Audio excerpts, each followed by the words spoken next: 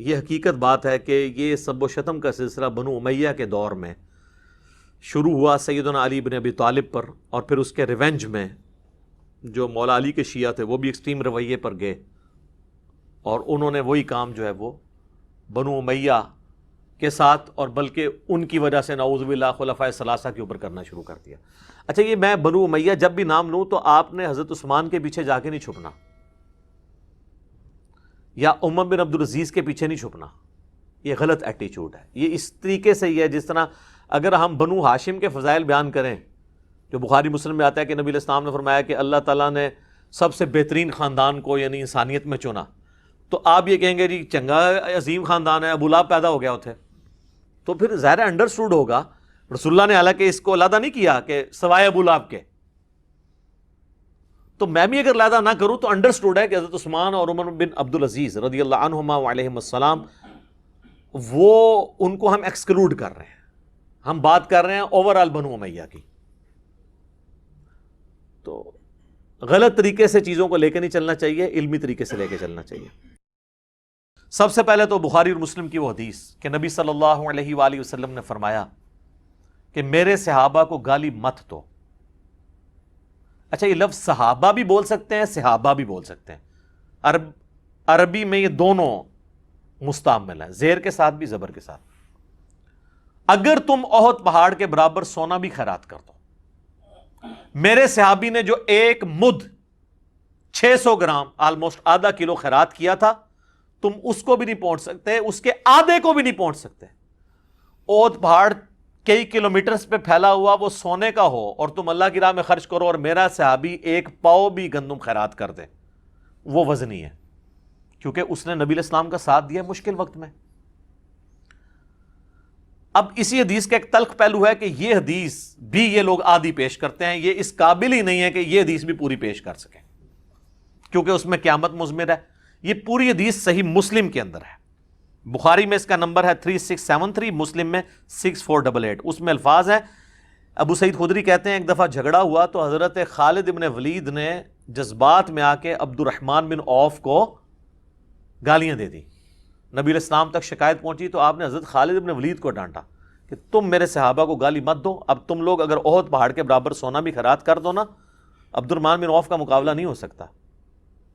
یہ تو بعد میں صحابہ جو بنے تھے ان کو کہا گیا کہ آپ بڑے سینئر صحابہ کو برا نہ کہو، ہم لوگوں کو تو آٹومیٹکلی پہنچ گیا یہ میسج، لیکن جہاں طویل خاص کے اعتبار سے تھا وہ انہوں نے آدھا پیش کیا، آدھی حدیث میرے صحابہ کو گالی مت دو۔ وہی بات ہے علماء یہود والا کردار، افتؤمنون ببعض الکتاب، یہ حدیث کا حصہ کیوں انہوں نے چھپایا؟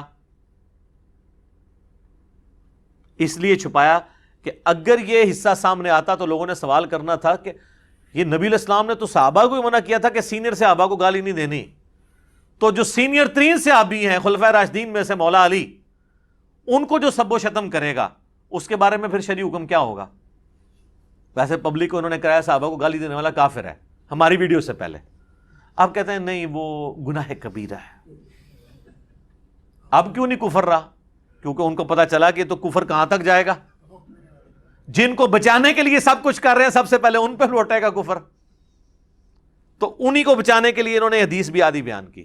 تو انو میرے صحابہ کو گالی مت دو، آندھا کو مولوی بیان کریں، ان کو پوری حدیث پڑھ، صحیح مسلم 6488۔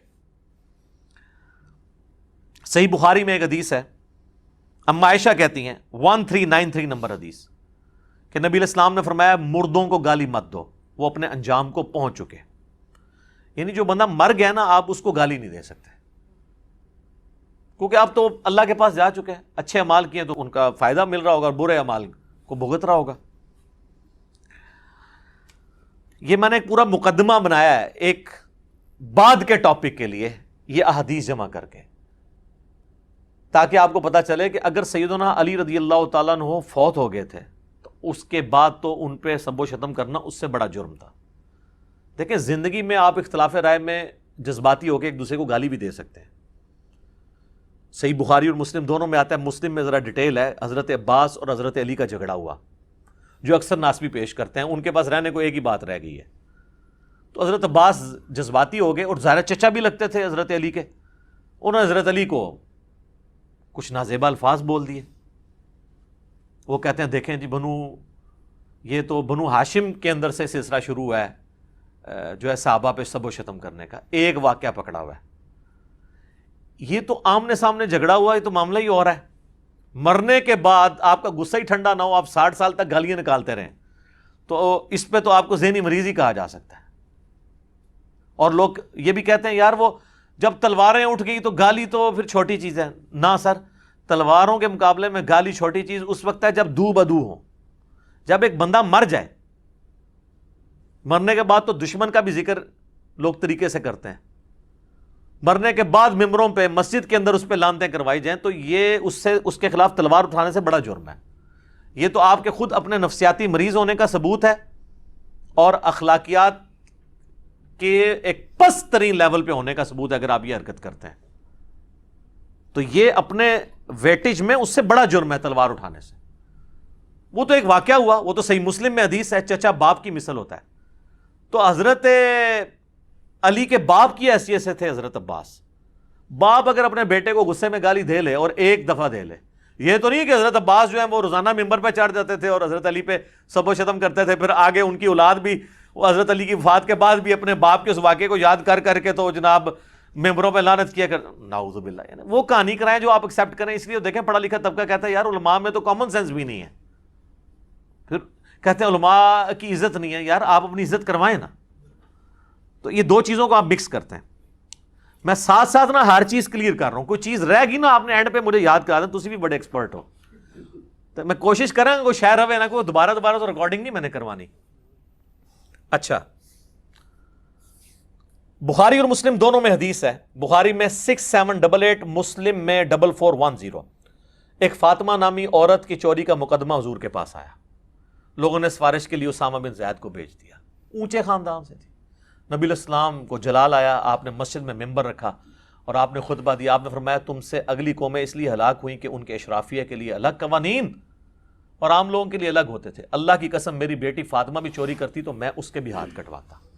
یہ نبی علیہ السلام نے بتایا کہ جب کوئی جرم کرے گا نا پھر یہ نہیں دیکھا جائے گا کہ وہ فاطمہ بنت محمد ہے یا وہ عام فاطمہ ہے، جو جرم کرے گا وہ مجرم ہوگا۔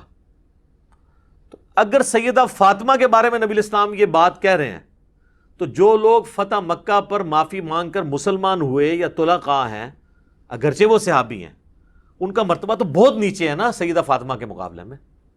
وہ اگر کوئی غلط چیز کریں گے تو نبی علیہ السلام کا حکم ان پہ بھی ہے، جسے فٹ اسے گفٹ۔ اس سے بھی بڑھ کر جامعہ ترمذی کے اندر حدیث موجود ہے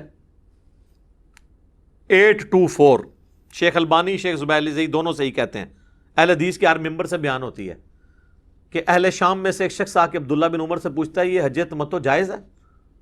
وہ کہتے ہیں جائز، تو سنت ہے، نبی الاسلام نے جاری کیا ہے۔ ان کا آپ کے والد تو منع کرتے تھے، انہوں نے کہا کہ بتاؤ اگر کسی کام کو رسول اللہ جاری کریں صلی اللہ علیہ وآلہ وسلم اور میرا والد اس کی مخالفت کرے تو میرے باپ کی بات مانی جائے گی یا نبی صلی اللہ علیہ وآلہ وسلم کی؟ اس نے کہا نبی علیہ السلام کی۔ تو آپ فرمایا کہ نبی علیہ السلام حج تمتع کا حکم دیتے تھے، تو اب کسی اور کے سرٹیفکیٹ کی ضرورت نہیں ہے۔ اب آ جائیں میرے بھائیو اس ٹاپک کی طرف، بخاری مسلم میں جو احادیث ہیں سب و شتم کے اوپر، میں بنیاد ہی کلیئر کر دوں۔ مفتی تقی عثمانی صاحب میرے لیے بہت قابل احترام ہے، لیکن انہوں نے اپنی عوام کو، اپنے فالورز کو ایک پٹی پڑھا دی کہ یہ جو سب کا لفظ ہے نا، اس کا مطلب گالی نہیں ہمیشہ ہوتا، تنقید بھی ہوتا ہے۔ تو پہلے تو میں پھکی والا جواب دیتا ہوں کہ کیا حضرت علی پہ تنقید کرنا ثواب کا کام ہے؟ کیا خلیفہ راشد کے خلاف ایک دوسرے بندے کا تنقید کرنا اور اس سے بغاوت کرنا اور اس کی بیعت نہ کرنا یہ ثواب کا کام ہے؟ آپ تنقید بھی مانا لے لیں تب بھی بات کہاں تک جائے گی، کیونکہ جو حدیث ہے نا ابو داؤد ترمذی ابن ماجہ میں علیکم بسنتی و سنت الخلفاء الراشدین المہدی، اس میں الفاظ ہے تو میرے بعد بہت اختلاف دیکھو گے اور دین میں نئی نئی بدعتوں سے بچنا اور میرے خلفاء راشدین اور میری سنت کو پکڑنا۔ نبی علیہ السلام نے خلفاء راشدین کے مخالفین کو بدعت پر کہا ہے، بدعت مکفرہ نہیں ہے، اور اس میں بھی الگ بات ہے کہ جو اہل جمل ہیں انہوں نے تو رجوع کر لیا، سیدنا طلحہ، زبیر، سیدہ عائشہ رضی اللہ عنہم اجمعین، ان کا معاملہ الگ ہے۔ مسئلہ خوارج کا اور اہل صفین کا، اہل شام کا ہے، یہ الگ سے ایک ٹاپک ہے، فی الحال میں اس طرف۔ تو سب کا ترجمہ وہ کہتے ہیں جی تنقید، یہ گالی تو انہوں نے خود سے بنا لی ہے. اچھا تو سر پھر آپ اس میں بھی کہہ دیا کریں میرے صحابہ کو تنقید مت کرو. وہاں ترجمہ کرتے ہیں سب کا گالی مت دو. ہم یہ کہتے ہیں کہ سب کا ترجمہ مسلم میں خود ہوا ہے. مسلم میں سب نہیں، لعنت کے الفاظ موجود ہیں، وہ ہم آپ کو حدیث بتاتے ہیں. یہ بخاری میں بھی حدیث ہے، بخاری میں اس کا نمبر ہے 3703 اور مسلم میں ڈیٹیل کے ساتھ ہے 6229. اہل مروان، آل مروان جو تھے بنو امیہ، ان میں سے ایک شخص مدینے کا حاکم بنتا ہے اور سہل ابن سعد الساعدی کو بلاتا ہے ممبر پر اور کہتا ہے کہ حضرت علی کے بارے میں نازیبا کلمات کہو. وہ انکار کرتے ہیں. وہ سابقون الاولون میں سے ہیں، بلکہ وہ شیعان علی میں سے ہیں. بنو امیہ کے دور میں حضرت علی کے فضائل بیان کیا کرتے تھے. بخاری مسلم آپ کھول کے دیکھیں، لوگ ان کو جب حج کے موقع پر ملتے ہیں کہ آپ چند اصحاب میں سے ہیں سینئر جو باقی ہیں جنہوں نے رسول اللہ کی صحبت کی، تو آپ ہمیں بتائیں. تو وہ ایک حدیث سنایا کرتے تھے بڑی گج وج کے کہ اللہ کی قسم میں جانتا ہوں کہ غزوہ احد کے موقع پر جب رسول اللہ کے دانت شہید ہوئے تو کون تھا جو حضور کے زخم دھوتا تھا اور کس نے مرہم پٹی کی. تو کہتے ہیں کہ نبی الاسلام کا خون نہیں رکتا تھا تو مولا علی ایک ڈھال میں اس کو الٹا کر کے برتن بنا کے اس میں پانی لے کے آئے اور سیدہ فاطمہ پانی لے کے حضور کا زخم دھوتی تھیں، اور وہ جب زخم سے خون رسنا بند نہ ہوا تو انہوں نے کاٹن کا ایک کپڑا جلا کے اس کی راکھ رکھی تو خون رک گیا. اور وہ یہ ہر جگہ چیخ چیخ کے یہ حدیث سناتے تھے کیونکہ بنو امیہ کے دور میں حضرت علی پہ سب و شتم ہو رہا تھا تو وہ حضرت علی کے فضائل بیان کرتے تھے. لہٰذا انہوں نے پھر سوچا کہ یار اسی بندے کو جو مولا علی کا شیعہ ہے اسی سے ہی حضرت علی پہ لعنت کرا دیں تو باقی تو سارے ایکسیپٹ کر لیں گے، قبائلی سسٹم ہے. تو ان کو بلایا گیا سہل ابن سعد الساعدی کو اور کہا کہ تم حضرت علی پہ سب و شتم کرو. تو انہوں نے کہا نہیں، کبھی نہیں ہو سکتا ایسے. ان کا چلو تم اگر یہ نہیں کہہ سکتے لعن اللہ ابا تراب کہہ دو. نعوذ باللہ. یہ الفاظ ہیں مسلم 6229. ابو تراب علی ابن ابی طالب پر لعنت، نعوذ باللہ. ابو تراب کا مطلب ہے مٹی والا، اور یہ نام بنو امیہ حقارت سے لیتے تھے. مٹی والا، ہم بھی کسی کو کہیں گے مٹی والا. اس پہ پھر سہل ابن سعد نے کہہ کر لگایا. انہوں نے کہا تم تو حضرت علی کی تنقیص کرتے ہو ابو تراب کہہ کے. بنو امیہ جب ابو تراب کہے تو آپ سمجھیں گے وہ تحقیر سے کہہ رہے ہیں، جبکہ حضرت علی سب سے زیادہ اس نام سے خوش ہوتے تھے. ان کے اچھا یہ پھر نام کیسے پڑا؟ انہوں نے کہا ایک دفعہ سیدنا علی اور سیدہ فاطمہ کا میاں بیوی ہونے کے ناطے ایک اختلاف ہوا تو حضرت علی ناراض ہو کے گھر سے نکل کے. اچھے خاوند ایسے ہی ہوتے ہیں، بیویوں سے جھگڑا ہو تو بیویوں کو نکالنے کے بجائے چپ کر کے سٹ سٹ کے باہر نکل جاؤ. ہم بھی ایسے ہی کرتے ہیں. اچھا نبی الاسلام آئے تو آپ نے فاطمہ سے پوچھا، سیدہ فاطمہ سے، علی کدھر ہے تیرے چچا کا لڑکا؟ ویسے تو حضرت علی رشتے میں چچا لگتے تھے لیکن ظاہر اب رشتہ ہو چکا تھا اس لیے چچا کا لڑکا کہا. تو انہوں نے کہا اس طرح ناراض ہو کے چلے گئے. تو نبی الاسلام نے ایک صحابی کو بھیجا ڈھونڈو. سیدنا علی مسجد میں لیٹے ہوئے اور مٹی میں واپس آ کے نبی الاسلام کو بتایا. اب رسول اللہ صلی اللہ علیہ وسلم نے کیا پروٹوکول دیا ہے، یہ آپ کی عظمت ہے کہ آپ جن سے محبت کرتے ہیں ان کو پروٹوکول بھی دیتے ہیں. آپ نے یہ نہیں کہا کہ علی کو بلا کے لاؤ، علی نے خود حاضر ہو جانا تھا قدموں میں. آپ خود چل کے گئے، اٹھایا، جسم سے مٹی جھاڑی، کہا اٹھ ابو تراب، اٹھ ابو تراب، اے مٹی میں لپٹنے والے اٹھ. سیدنا علی کو یہ اتنا پسند آیا کہ انہوں نے اپنی کنیت ابو الحسن، حالانکہ لوگ انہیں ابو الحسن کہتے تھے، وہ اسے پسند نہیں کرتے تھے، وہ کہتے مجھے ابو تراب کو. تو وہ بنو امیہ کہتے ہیں کہ جی آپ ابو تراب بھی کہہ دو. انہوں نے کہا نہیں کہیں گے. تو یہ سب کا ترجمہ جو تقی عثمانی صاحب نے آپ کو پڑھایا ہے نا، تھوڑی کتابیں بھی پڑھ لیں، کتابوں پہ بھی غور کر لیں. مرنے سے پہلے اے مسلمان کر لیں اس پہ غور. کتابوں کا خدا اور ہے، بابوں کا خدا اور. کتابوں کا دین اور ہے، بابوں کا دین اور. کتابوں کے دین کو فالو کریں. اب آ جائیں میرے بھائیوں صحیح مسلم کی اس حدیث کی طرف. انٹرنیشنل نمبر کے مطابق ہے 6220. سعد ابن ابی وقاص رضی اللہ تعالیٰ عنہ، یہ آخر میں فوت ہونے والے بدری اصحاب میں سے 56 ہجری میں حضرت معاویہ کے دور میں فوت ہوئے ہیں.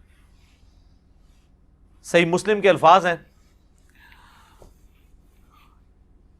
کہ حضرت سعد ابن ابی وقاص حضرت معاویہ کے پاس بیٹھے تھے تو حضرت معاویہ نے ان کو حکم دیا، امر معاویہ سعدن معاویہ نے سعد کو حکم دیا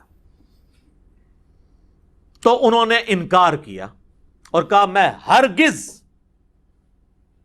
پھر اس میں آگے الفاظ ہیں، جب انکار کیا تو حضرت سعد سے حضرت معاویہ نے پوچھا آپ کو کون سی چیز منع ہے کہ آپ ابو تراب پر سب نہیں کرتے؟ یہاں پہ ابو تراب تحقیر کی نیت سے ہے، کیونکہ بنو امیہ ابو تراب. تو حضرت سعد ابن ابی وقاص نے فرمایا میں کبھی ابو تراب پر، سیدنا علی پر سب نہیں کروں گا. جو کچھ میں نے رسول اللہ سے ان کی شان میں سن رکھا ہے، خصوصاً 3 باتیں، مجھے تو ان میں سے ایک بھی مل جاتی تو میرے لیے سرخ اونٹوں سے بہتر ہوتا.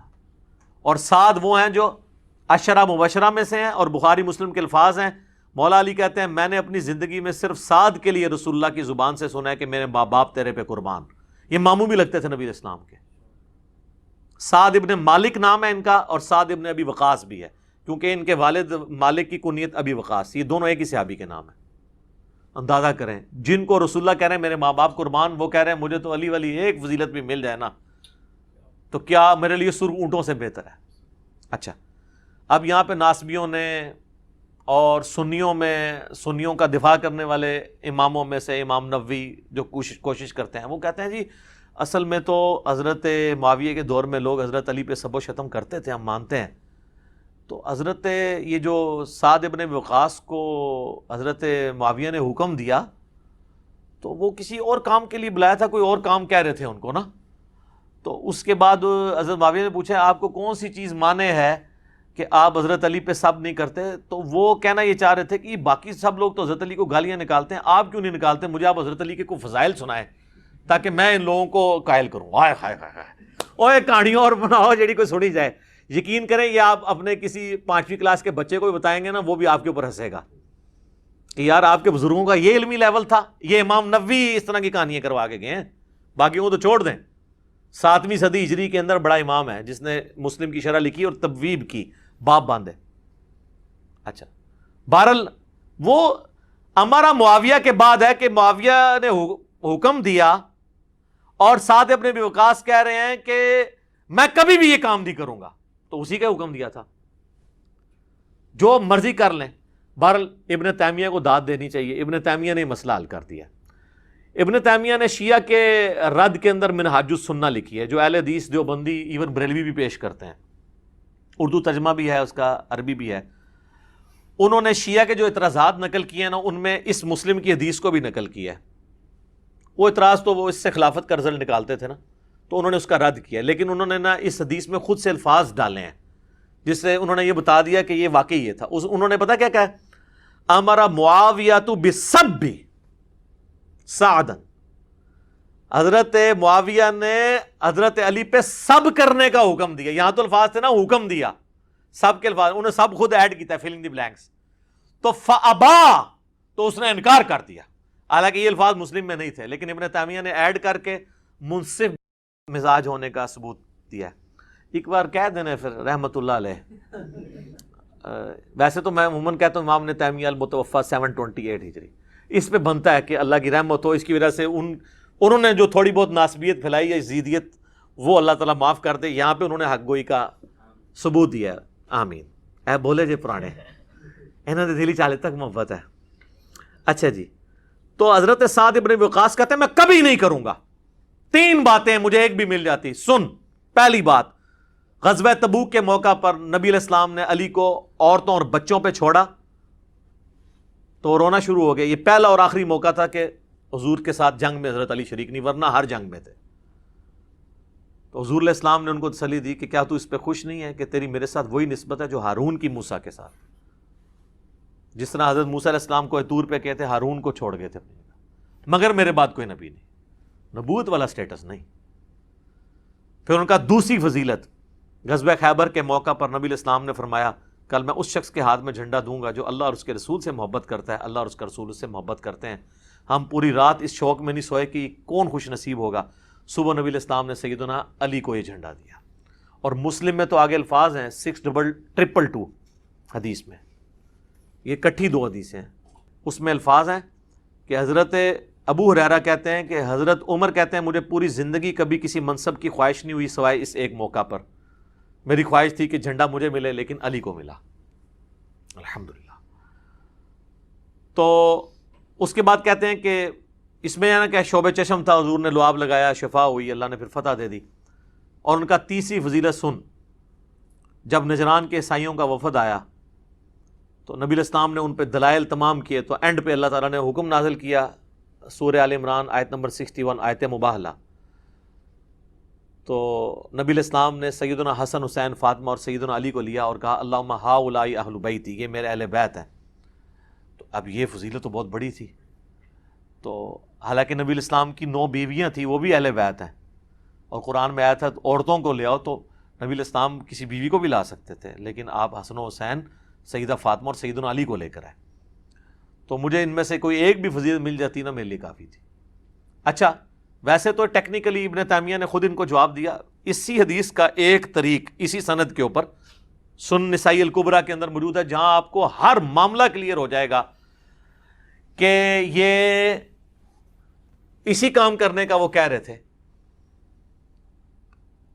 کیونکہ اس طریق کے اندر آتا ہے کہ پھر ان کا بیٹا کہتا ہے کہ جب میرے باپ سعد ابن ابی وقاص نے حضرت معاویہ کو یہ باتیں سنائی نا، تو جتنے دن حضرت معاویہ مدینہ شریف رہے، رسول اللہ صلی اللہ علیہ وآلہ وسلم کے اس عظیم صحابی اور ان کے داماد سیدنا علی بن ابی طالب کے بارے میں ایک جملہ بھی تنقیص کا اپنی زبان سے نہیں نکالا، تو وہی نکالتے تھے نا، ٹھیک ہے۔ اور ایک طریق اس کا سپورٹیو ابن ماجہ میں بھی ہے، اس میں الفاظ ہیں کہ ایک چوتھی فضیلت بھی بتائی، من کنت مولاہ فہذا علی مولاہ، اور اس میں الفاظ ہیں ساتھ غصے میں آئے اور کہا تو اس کے بارے میں بات کرتا ہے جس کے بارے میں یہ فضیلتیں، تو غصہ انہی پہ تو کر رہے تھے۔ اگر وہ فضائل سننا چاہ رہے تھے، آپ آئے نا ہم سے آ کے فضائل سنیں نا، کہ حضرت علی کے کو فضائل سنائیں، ہم آپ کو کھانا بھی کھلائیں گے، غصہ تو نہیں آپ پہ کریں گے۔ غصہ ہم جن پہ کرتے ہیں انہی پہ کرتے ہیں، آپ کو پتہ ہے، تو کوئی بات کرنے والی کریں۔ تو یہ ایک ٹاپک ہے، میں نے اس کے اوپر ایک ریسرچ پیپر لکھ دیا ہے، اس سے کئی ایک ٹاپک اور جڑے ہوئے ہیں، جو میں نے الحمدللہ 6 ٹاپکس کے اندر ایک ریسرچ پیپر لکھا ہے، واقعہ کربلا کا حقیقی پس منظر 72 صحیح الاسناد احادیث کی روشنی میں۔ یہ 72 کا ٹائٹل تو شہدائے کربلا کی نسبت سے ہے، ادروائز اس میں حدیثیں 200 سے زیادہ ہیں، ایک ایک نمبر پہ کئی حدیثیں ہیں۔ صرف 33 نمبر پہ جو میں نے غدیر خم کی حدیث لی ہے نا، اس میں 8 روایتیں میں نے نقل کی ہیں، نمبر 1 ہی دیا ہے اس کو 33، تاکہ 72 کی نسبت قائم رہے۔ یہ اللہ کے فضل سے عربی میں بھی ہے، سب سے پہلے عربی میں لکھا، پھر اردو ترجمہ ہوا، پھر ہندی ترجمہ ہوا، پھر انگلش ہوا، انٹرنیشنل پمفلٹ ہے، اور اس میں اکثر حدیث بخاری اور مسلم سے ہیں۔ حدیثوں کے نمبر علماء حرمین اور بیروت کی انٹرنیشنل نمبرنگ کے اوپر ہیں، جو عربی کتابیں چھپتی ہیں دارالاسلام کی یا دارالکتب العلمیہ کی۔ اور اس ریسرچ پیپر میں بخاری مسلم کے علاوہ جو حدیث کی کتابیں ہیں، ان میں نے ہر حدیث کی کتاب میں جو حدیث تھی اس کے اوپر دور حاضر کے بڑے محققین کی تحقیم لگائی ہے، شیخ البانی کی، شیخ زبیر لیزئی کی، شیخ شعیب ارناؤت کی رحمہم اللہ اجمعین۔ اور بخاری مسلم جو ہے وہ تو ویسے صحیح ہیں نا۔ یہ 6 ٹاپک کیا تھے؟ نمبر 1، منہج نبوی پر قائم خلافت راشدہ کی صحیح مدت کتنی تھی اور خلافت کے اہل حقیقی خلفۂ راشدین کون تھے؟ دوسرا ٹاپک ہے خلیفہ راشد سے بغاوت بدعت ہے، جنگ جمل، صفین اور نہروان میں سیدنا علی کی حقانیت اور شہادت سیدنا عثمان کے اصلی اسباب۔ ایک تو آپ کو بتایا گیا نا جعلی عبداللہ ابن سبا، وہ تو بعد کی پیداوار ہے، صرف آل امیہ کو چھپانے کے لیے اس کے کھاتے میں چیزیں ڈال دی۔ اس میں نے بخاری مسلم سے کھولا ہے، حکمرانوں کی لکھوائی ہوئی تاریخ سے نہیں، حدیث کی کتابوں سے۔ تیسرا ٹاپک، رسول اللہ صلی اللہ علیہ وآلہ وسلم نے اپنی وفات سے 1 مہینہ قبل مستقبل میں ہونے والے حکومتی بگاڑ سے متعلق غیبی خبریں دے دی تھیں۔ چوتھا ٹاپک، چوتھے خلیفہ راشد سیدنا علی کے فضائل کا بیان اور ان پر ممبروں سے لعنت کرنے کی بدعت کب اور کس نے ایجاد کی، جو آج کا ٹاپک ہے۔ بڑے عرصے سے لوگ مجھے کہہ رہے تھے اتنے بھی کوئی سب و شتم تے بھی کوئی ریکارڈنگ کراؤ، آ گئی جی پھر ہوں سامو۔ 5واں ٹاپک، حضرت معاویہ رضی اللہ تعالیٰ عنہ کو حکومت مل جانے کے بعد سے بتدریج امت پر کیسی ملوکیت مسلط ہوئی اور اس کا بھیانک نتیجہ کیا نکلا۔ اور آخری ٹاپک، سیدنا حسین کے فضائل کا بیان، رضی اللہ تعالیٰ عنہ، اور یزید بن معاویہ کی ملوکیت میں اس کے گورنر عبید اللہ ابن زیاد کے ذریعے مظلومانہ شہادت۔ یہ 6 ٹاپک اللہ کے فضل سے کور کیے ہیں۔ سافٹ کاپی آپ فری ڈاؤن لوڈ کر سکتے ہیں ہماری ویب سائٹ ahlsunnatpak.com سے، ہارڈ کاپی آپ مفت منگوا سکتے ہیں۔ TCS کا آپ کو 300 روپے خرچہ دینا پڑے گا۔ صرف یہ نہیں، 12 کا پیکج ہے جس میں 9 ریسرچ پیپر ہیں اور 3 اذکار کارڈ ہیں۔ یہ 12 کا پیکج آپ اپنے گھر ہارڈ کاپی ڈاک میں منگوا سکتے ہیں، اور اللہ کے فضل سے یہ سارے ریسرچ پیپر کلرڈ پرنٹ ہوئے ہیں، ریڈ اور بلیک میں۔ بلیک میں رائٹنگ ہے، ریڈ میں حوالے ہیں، تاکہ انا بھی پڑھ لوے۔ تو صبح 9 سے لے کر شام 5 بجے تک ہماری اکیڈمی کا نمبر کھلا ہوتا ہے۔ بیچ میں کھانے کا وقفہ یا نماز کا وقفہ ہے، یہ الگ بات۔ ہماری اکیڈمی کا نمبر ہے +923215900162۔ پاکستان سے کریں گے تو 032159000162۔ واٹس ایپ اس پہ ہے لیکن انٹرٹین نہیں ہوگا۔ ہاں کوئی کال کر لیتا ہے تو شاید انٹرٹین ہو جائے۔ میسج آپ نے جو کرنا ہے وہ ٹیکسٹ میسج کرنا ہے، اور اس میں بھی کال کر کے کنفرم کرنا ہے تو آپ کے گھر ڈاک آ جائے گی۔ اس کے لیے جو پیمنٹ آپ کو صرف TCS کا خرچہ دینا پڑے گا، وہ ایزی پیسہ اکاؤنٹ بھی اس پہ بنا ہوا ہے، موبی کیش کا بھی، وہ انشاءاللہ آپ کو پورا طریقہ بتا دیں گے۔ تو آپ ہارڈ کاپی یہ منگوا سکتے ہیں، پڑھیں۔ اس میں سارے حقائق میں نے احادیث کی کتابوں سے کھولے ہیں، حکمرانوں کی تاریخ سے نہیں۔